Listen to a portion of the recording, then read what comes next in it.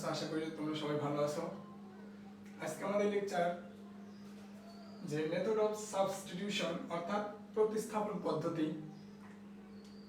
এই পদ্ধতি আমরা ব্যবহার করি যে আমরা এর আগে কিন্তু অন্তরীকরণ করেছি। এই অন্তরীকরণে আমরা অনেক কিছু মুখস্থ করেছি, যে কোন রাশির অন্তরীকরণ কোনটা, কোন ফাংশনের অন্তরীকরণ কোনটা। এই ধরনের অঙ্ক আমাদের বেশি প্র্যাকটিস করতে করতে মুখস্থ হয়ে গেছে, যে আমরা দেখে বলে দিতে পারবো এই রাশির অন্তরীকরণ এটা। কিন্তু আর যোগজীকরণে আমরা কিন্তু কি অপোজিট, অর্থাৎ অন্তরীকরণ এবং যোগজীকরণ একে অপরের বিপরীত। তো এখন এই মেথডে যে আমাদের কিছু রাশি দেয়া থাকবে, ওই রাশিটা দেখে সরাসরি বুঝতে পারবো না যে এইটা কার অন্তরীকরণ দেয়া আছে, সরাসরি বোঝা যাবে না। এই বুঝতে হলে আমাদেরকে কি করতে হবে, কিছু প্রতিস্থাপন করতে হবে। অর্থাৎ এর আগে বলেছি যে একটা ব্যাগের মধ্যে একটা বাক্সের মধ্যে হয়তো কিছু একটা জিনিস দেয়া আছে, কিন্তু উপরে র্যাপিং করা আছে, কিন্তু ভিতরে কি দেয়া আছে সেটা আমি জানি না। র্যাপিংটা যদি খুলি তাহলে জানবো যে হ্যাঁ এটা দেয়া আছে। তো এখানে আমার প্রতিস্থাপন পদ্ধতিও তাই, যে র্যাপিংটা খুলে ফেলতে হবে, যে রাশিটা দেয়া আছে ওই রাশিটাকে র্যাপিং খুলে ফেলতে হবে। র্যাপিং খুলে ফেলে ভিতরে কোন ফাংশন আছে সেটা আমি সরাসরি জানতে পারবো যে হ্যাঁ এই রাশির অন্তরীকরণ এটা দেয়া আছে। তাহলে আমরা শুরু করি। যে যোগজীয় রাশি ax b এর ফাংশন আকারে যদি থাকে, আমরা প্রথমে একটু দেখে নিই যে ax b to the power n into dx। আমরা কিন্তু এর আগের লেকচারে দেখেছি যে x to the power n কত dx। যে এই ধরনের যদি থাকে তাহলে কি করেছি, এর সাথে কি পাওয়ার 1 যোগ করেছি, তাহলে x to the power n plus 1 আর যে পাওয়ার হবে সেটা টোটাল ভাগ। আবার যদি অন্তরীকরণ করি তাহলে কিন্তু জাস্ট কি এইটাই কিন্তু পেয়ে যাব। আমরা যদি অন্তরীকরণ যদি করি তাহলে ডিফারেনশিয়েট এটা কি হবে, পাওয়ার কি বামে যাবে, তাহলে n plus 1 বামে গেলে কমে গেলে কি x to the power n, R x কে করলে কি থাকবে dx, আর n নিচে কি আছে n plus 1, যেহেতু এটা কনস্ট্যান্ট এই কারণে আমরা রেখে দিলাম n plus 1 ক্যান্সেল, তাহলে x to the power n dx এটা হলো। কিন্তু এইখানে কিন্তু ax plus b আকারে আছে, তার উপর পাওয়ার n। তাহলে আমরা জাস্ট কি এই স্টাইলটা জানি, এই ফরম্যাটটা জানি, এই ফরম্যাটে আমরা রূপান্তর করে নেব। এই ফরম্যাটে রূপান্তর করে নিতে হলে আমাদেরকে কি এই টোটাল মিলে একটা ভ্যারিয়েবল ধরতে হবে। আমরা যদি এখানে ধরে নেই যে ধরি যে ax plus b equal suppose z ধরে নিলাম, যে কোনো ভ্যারিয়েবল ধরা যাবে, তাহলে a কনস্ট্যান্ট রেখে দিলাম x এর কত dx প্লাস b এর কত 0 ইকুয়াল z এর কত হবে dz। এটা কিন্তু টোটাল ডিফারেনশিয়াল। আর এইখানে a dx ইকুয়াল কত dz, অর্থাৎ dx ইকুয়াল কত dz বাই e। অর্থাৎ ভ্যারিয়েবল আমরা চেঞ্জ করি, x থেকে z এর মাধ্যমে রিপ্লেস করে দেব। এবার x plus b কি ধরেছে z, তাহলে z এর উপর পাওয়ার কত n, আর dx ইকুয়াল কত dz by a, dz by e। a তো কনস্ট্যান্ট, ওকে বাইরে নিয়ে আসি a, z to the power n dz, same structure. তাহলে এখানে যে ধরনের কাজ হয়েছে এইখানেও তাই হবে। তাহলে 1 by a z to the power n dz, তাহলে এখানে এক পাওয়ার যোগ হবে z to the power n plus 1 আর টোটাল পাওয়ার n প্লাস 1। তাহলে 1 বাই, আমরা এটাকে বাইরে নিয়ে আসি সমস্যা নেই, a n প্লাস 1 আর z এর মান এবার কি রিপ্লেস করে দেব, কারণ আমার ফাংশন কি ছিল x ভ্যারিয়েবলের মাধ্যমে। তাহলে এখানে z কি ধরেছে x প্লাস b, তাহলে z এর মান আমরা বসিয়ে দিলাম x plus b two the power n। এইটাই প্লাস প্লাস সি হবে, কিন্তু প্লাস সি কি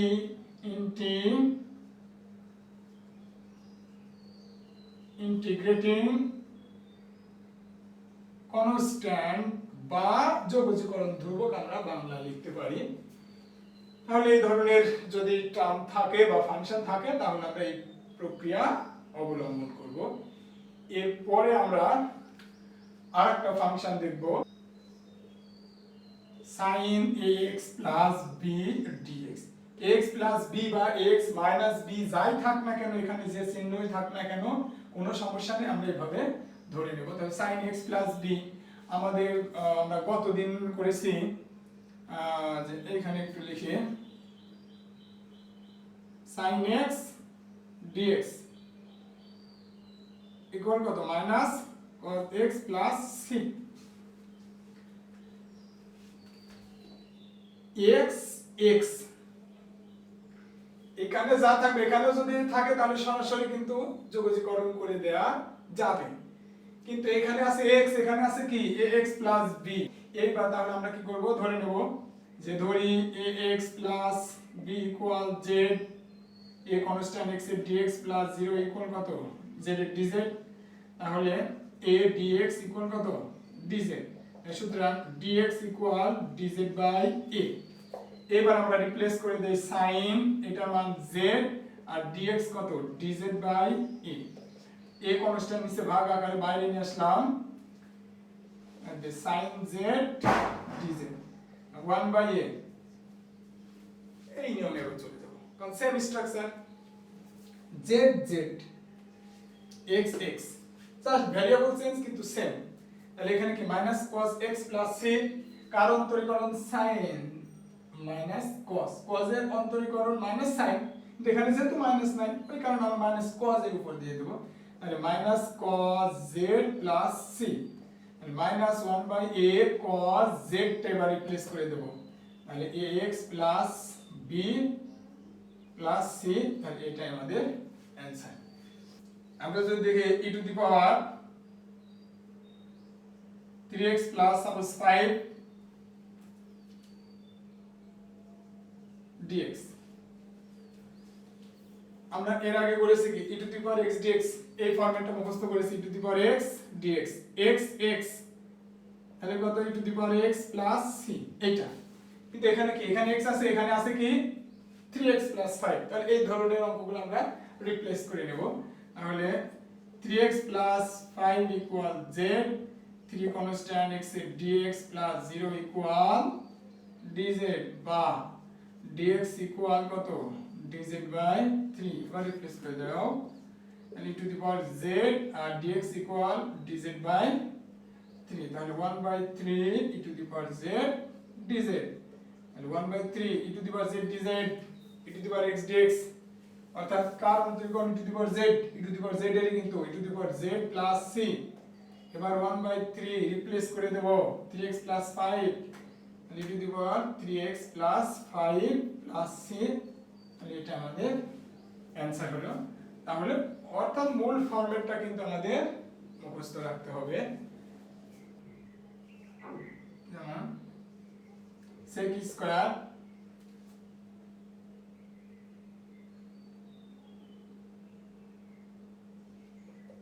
x প্লাস 7 into dx, এইটা আমরা করব।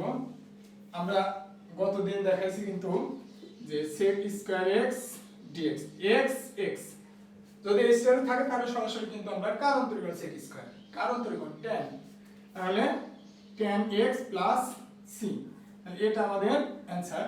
কিন্তু এখানে কি এই ধরনের আছে, এভাবে এই স্টাইলে আছে, এই ফরম্যাটে কিন্তু নাই।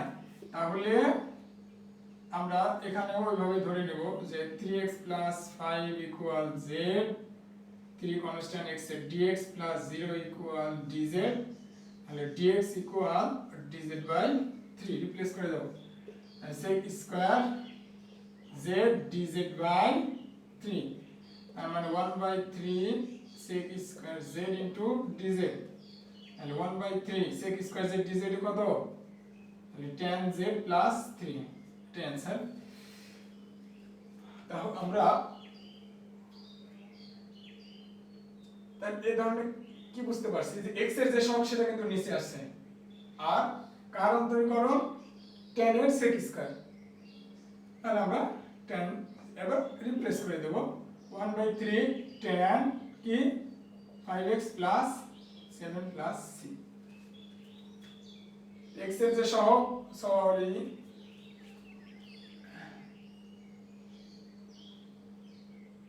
আচ্ছা এখানে আমরা 3 দিয়ে দেই, সমস্যা নেই। এখানে 3 হলো যে কোনো কনস্ট্যান্ট থাকতে পারে। 1/3 tan 3x + 7, অর্থাৎ আমরা কি বুঝতে পারছি যে এই ধরনের যদি থাকে x এর সহগ z এর সেটা নিচে আসবে, আর tan সামথিং কার sec স্কয়ার, tan এর অন্তর্গত sec স্কয়ার x x, যে 1/ax + b dx। এটা দেখাবো 1/x এর ফাংশন ইনটু dx। এই স্টাইলে যদি থাকে তাহলে এইভাবেই দেখো 1/x dx, এটা কিন্তু আমাদের ফাংশন। কার অন্তরীকরণ 1/x, কার অন্তরীকরণ ln x এর অন্তরীকরণ কিন্তু 1/x, তাহলে এখানে হবে ln x + c। তাহলে কি এখানে কি x x x x x কি আছে, x + b আকার আছে, তাহলে ধরে নাও x + b = z, a dx b এর তো 0 dz, তাহলে dx dz/a ইন্টিগ্রেশন, তাহলে 1 এটার মান কত z, আর dx এর মান dz/a, a কনস্ট্যান্ট 1/a আকারে নিয়ে আসলাম বাইরে, তাহলে dz/ কি z, ওইটা ওইভাবে না লিখে dz/z বা 1/z কিন্তু কত dz, একই কথা কিন্তু dz/z নয়, dz তো থাকবেই কিন্তু 1/z আকারে আমরা বিবেচনা করব। তাহলে 1/a 1/z, কার অন্তরীকরণ 1/z ln z + c, তাহলে 1/a ln z এর মান কত x + b, তাহলে x + b + c, এটাই आंसर। এই ধরনের যে ফাংশনে থাকলে কেন আমরা যোগজীকরণ করতে পারবো। আমরা যে এখানে a আর b এর জায়গায় যে কোনো ধরনের কনস্ট্যান্ট থাকতে পারে, কিন্তু যে কোনো ধরনের কনস্ট্যান্ট